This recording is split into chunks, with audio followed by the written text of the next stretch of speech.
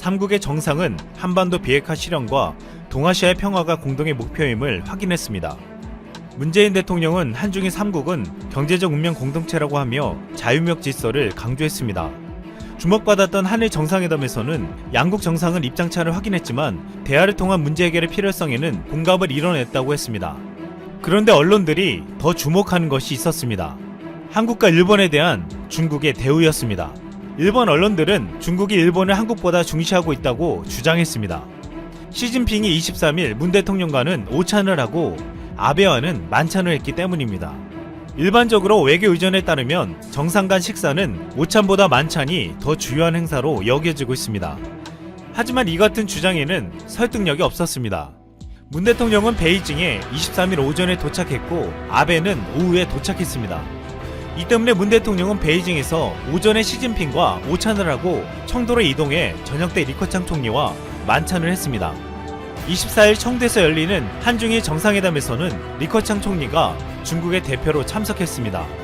문재인 대통령은 하루 동안 중국의 1, 2인자와 오찬과 만찬을 했기에 중국이 일본을 한국보다 중시한다는 것은 무리한 주장으로 해석되고 있습니다. 또한 한 한국 언론은 아베는 선물을 받고 돌아왔고 문 대통령은 빈손으로 돌아왔다고 했습니다. 중국은 한중일 정상회담에 앞서 18년 만에 일본산 소고기 수입 금지령 해제를 발표했습니다. 아베가 시진핑을 만나는 날에 맞춰 금지령을 풀었기에 일본에게는 큰 선물로 보였습니다. 그런데 지금 중국이 일본의 소고기 수입을 결정한 이유는 따로 있었습니다. 중국에선 최근 아프리카 돼지열병으로 인해 돼지고기 값이 급등했습니다.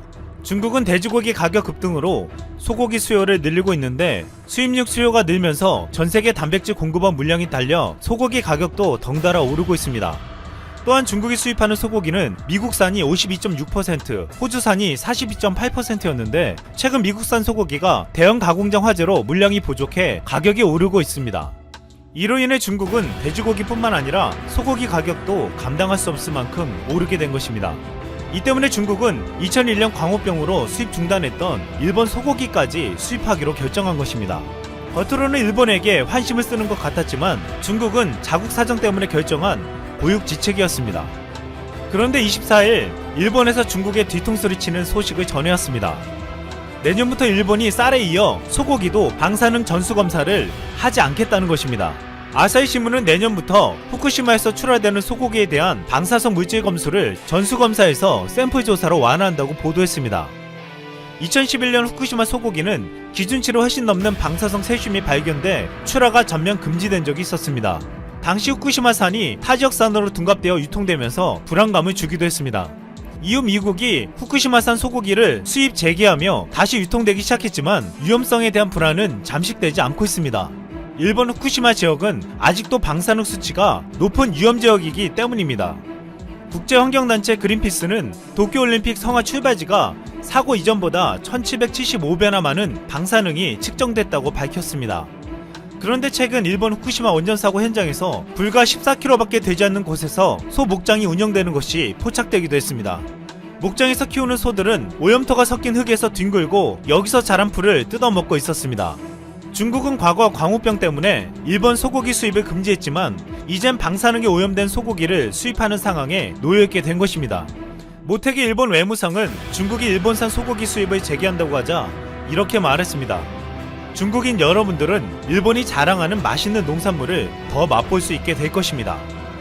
어젯밤 미국 의회에서는 미국의 4대 기술기업 CEO이자 미국뿐만 아니라 전 세계에서 가장 강력한 영향력을 지닌 4명의 남자가 모인 청문회가 열렸습니다. 마크 엘리엇 주커버그 페이스북 CEO, 티머시 도널 팀 쿡 애플 CEO, 제프리 프레스턴 제프 베조스 아마존 CEO, 썬다 피차이 구글 CEO, 이렇게 4명의 CEO가 모였죠. 재산 130조 원으로 세계 부자 순위 1위를 기록 중인 제프 베조스와 65조 원의 재산으로 세계 7대 부자인 마크 저커버그, 올해 연봉 1604억 원을 받은 팀 쿡 애플 CEO, 썬다 피차이 구글 CEO의 연봉은 1058억 원. 상상을 뛰어넘는 리그에 있는 이 4명의 남자들이 운영하는 회사의 가치는 5810조 원.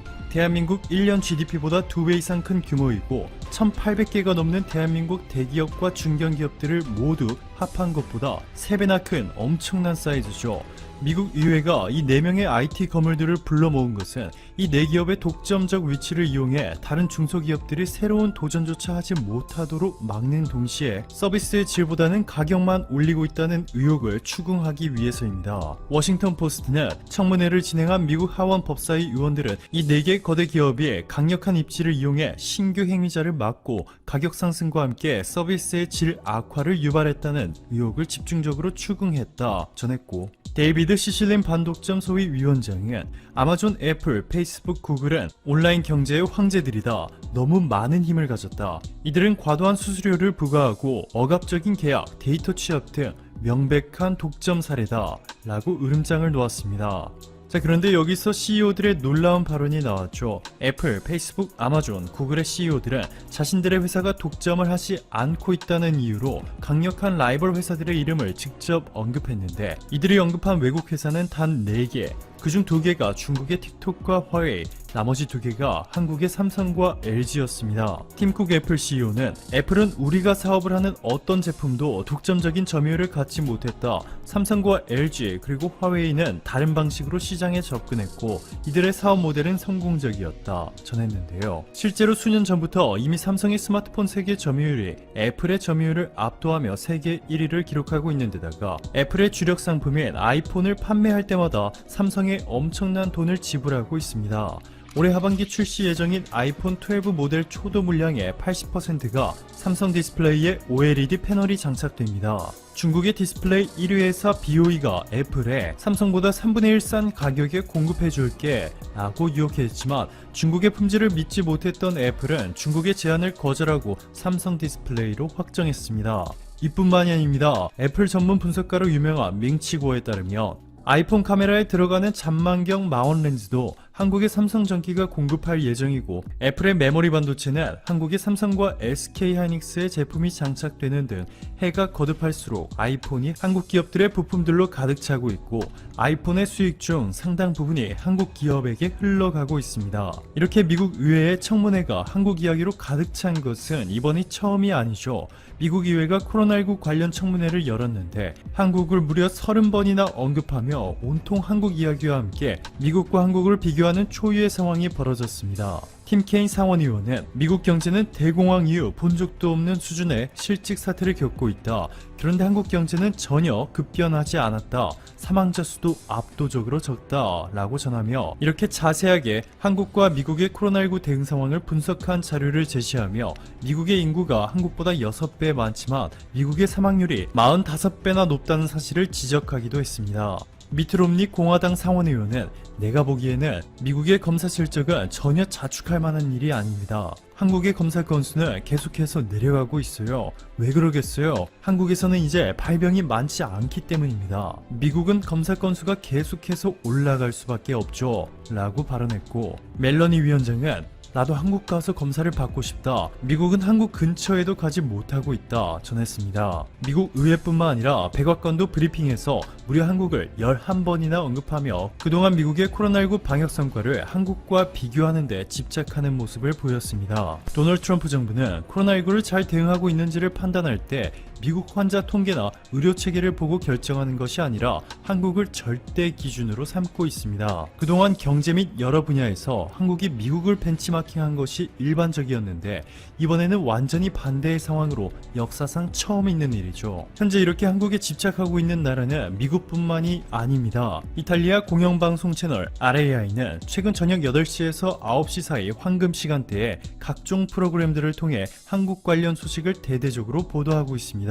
한국에서 코로나19가 어떻게 확산했는지부터 시작해서 정부가 어떻게 대응하고 있는지는 물론이고 지금까지 한국 경제가 어떻게 발전했고 생활상은 또 어떤지, 왜 분단국가로 남아있는지에 대해 한 달이 넘도록 방송을 내보내고 있습니다. 그것도 황금 시간에 말이죠. 이탈리아에서 한국으로 치면 KBS급 공영방송에서 이렇게 장기간 동안 집중적으로 한국에 대해 뉴스를 보도하는 전례가 없는 일이 북한이 미사일을 발사했다고 보도했습니다. NHK는 이후 잘못해서 속보를 내보냈다며 25분 만에 훈련용으로 쓴 문장이며 사실이 아니었다. 시청자 국민 여러분께 사과한다고 밝혔습니다. NHK의 잘못된 보도에 전세계 언론은 지탄했습니다. 핵 비확산 전문가인 비핀 나랑 MIT 교수는 트위터에 이런 특별한 시점에는 이와 같은 가짜 경보로 전쟁이 시작될 수 있다고 경고했습니다.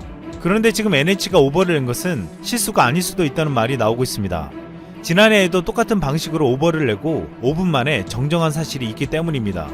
2018년 1월 15일 NHK는 속보로 북한 미사일 발사 추정, 제2언럿 정부 건물안 및 지하로 피난을 이라고 내보냈습니다. 제2언럿은 미사일 발사 정보를 국민에게 전달하고 대피하라는 전국 순간 경보 시스템이었습니다.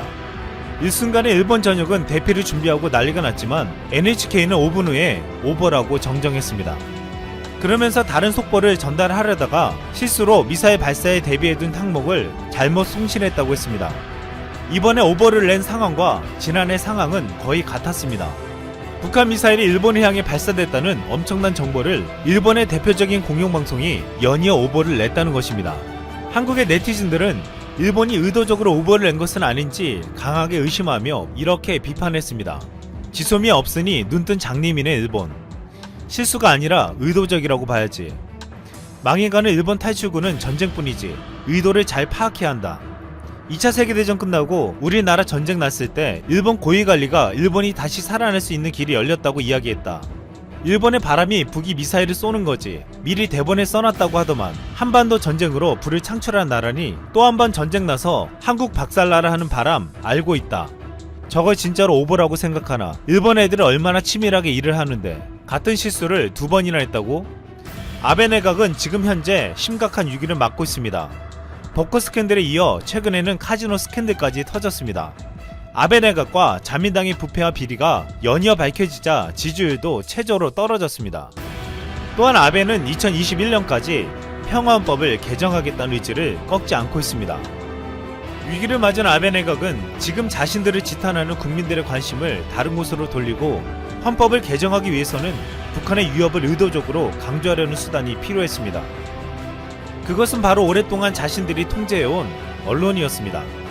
일본이 한국에 대해 수출 규제를 시작할 때 이를 주도한 세코 경제산업상이 SNS에 이렇게 올렸습니다.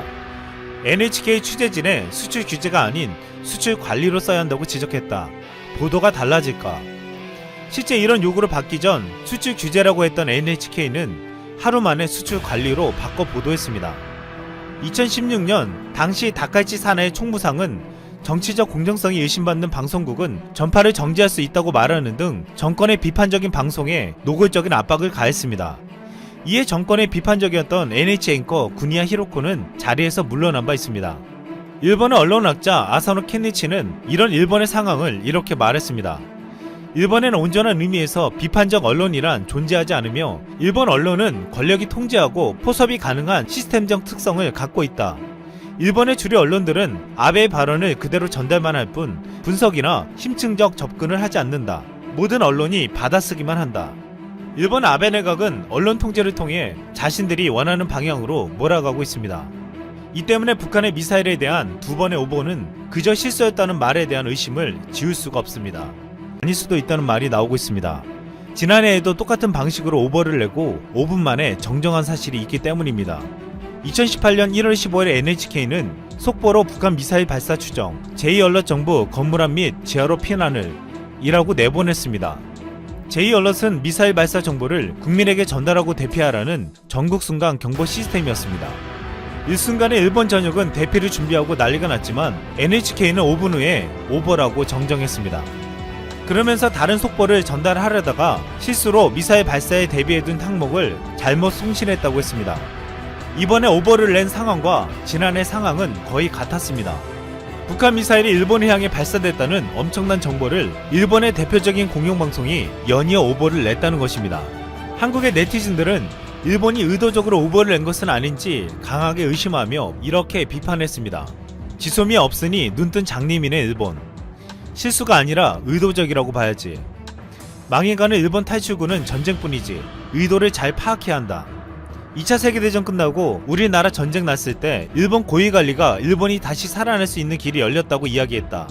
일본의 바람이 북이 미사일을 쏘는 거지. 미리 대본에 써놨다고 하더만. 한반도 전쟁으로 불을 창출한 나라니 또 한 번 전쟁 나서 한국 박살나라 하는 바람 알고 있다.